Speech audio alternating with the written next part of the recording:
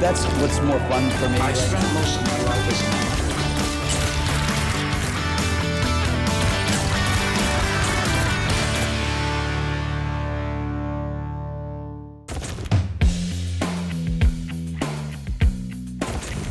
Nobody plays that guy in a movie better than John C Reilly. Famously known for his multi-dimensional everyman characters, throughout his career he has built up a long list of memorable supporting roles. But it's the versatility of his craft that sets him apart, alternating between comedic and dramatic hats where he sees fit. Growing up in a working-class neighbourhood on Chicago's South Side, John became interested in theatre early on, debuting in his first stage production at age 8. Utilising his city's unusual fertile theatre scene, in 1987 John was asked to join the prestigious Steppenwolf Theatre Company. John's film break came from accepting a minor role as a Vietnam War soldier in Casualties of War. Once on set, Reilly was immediately bumped up to a supporting role after director Brian De Palma and Sean Penn noticed his stage quality. This film would unwittingly launch his future both professionally and personally, as he met his wife, Alison Dickey, on set, who was Sean Penn's assistant at the time. John hit the 90s with some stellar supporting parts, balancing out all-star casts with his real and relatable characters. Boogie Nights was a standout film for the cinema world because of its complex characters and controversial insight into the world of pornography. His portrayal of Reed Rothschild, Dirk Diggler's impromptu sidekick, was pure gold and helped make this film a classic. Reed Rothschild is, he introduces Dirk Diggler into the world of Boogie Nights. He's his first friend, aside from Jack Horner, the character that Burt Reynolds plays. This is a really daring script, and, it's pretty stunning. The first time you read it, you can't even believe what you're reading. And John would follow up this daring script with another Paul Thomas Anderson film, Magnolia. Often credited as one of the finest acting performances, John embodied the down-and-out loner Jim Curring flawlessly. I'm used to spending much more time in a film, and in this one I'm kind of coming in and out, in and out, in and out over a period of weeks. And it wasn't until I saw an assembly of a lot of the stuff that had been filmed before I started that I realized how the film really will soar, This feeling of momentum and suspense and like something terrible is about to happen, and just, it's the perfect kind of millennial movie, I think. Moving into the new millennium, John featured in some huge movies, getting thoroughly soaked in The Perfect Storm, wasting time in a loveless marriage with The Hours, and flying high with Leonardo in The Aviator. And with all that experience he was collecting, it was none other than Martin Scorsese, director of Gangs of New York, that taught Reilly some lessons. One of the wonderful things about Mr. Scorsese is that he feels like he's got the best job in the world, and he enjoys it. He enjoys coming here every day, and that enthusiasm is really infectious, And not to say that he doesn't have to deal with all the usual struggles of making a film, but he just loves it so much. It made me realize, that's what it's all about, After many supporting parts, John deserved a lead role. And so with smooth, confident bravado, he took on the role of a precise con man in Criminal. His co-star Maggie Gyllenhaal praised his work, really enjoying the contrast of this character to his previous work.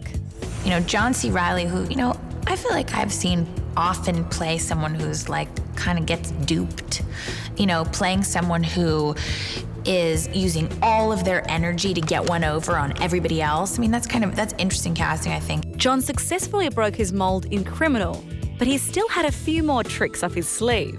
Reilly has a surprisingly wonderful singing voice which he mastered on stage growing up in the Windy City.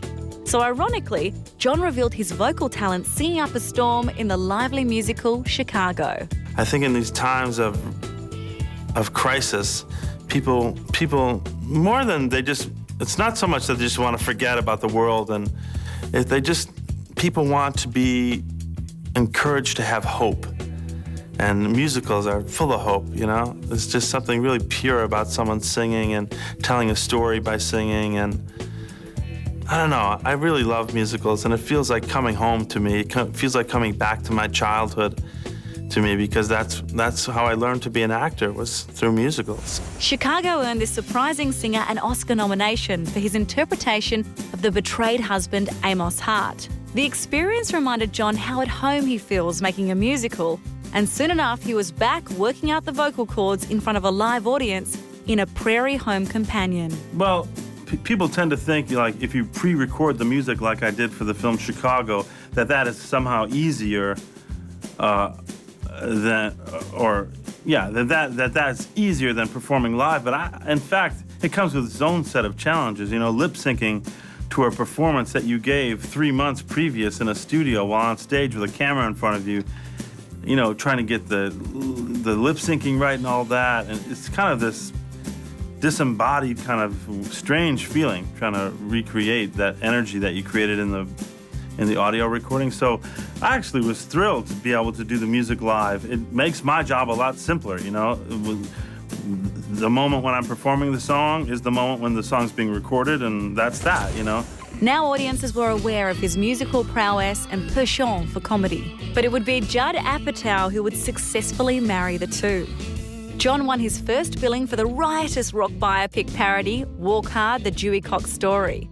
This comedy chronicled the life of a fictional singer through decades of musical trends, so much so he became Rocker Cox even after the cameras stopped rolling. Cox, America's in love with Dewey Cox because I changed their lives. You know, from their eardrums to their sex organs. I moved them, you know. Once they got Cox in their ears, they can't shake it. Oh, man, I love to shake my hair like that. Oh, yeah.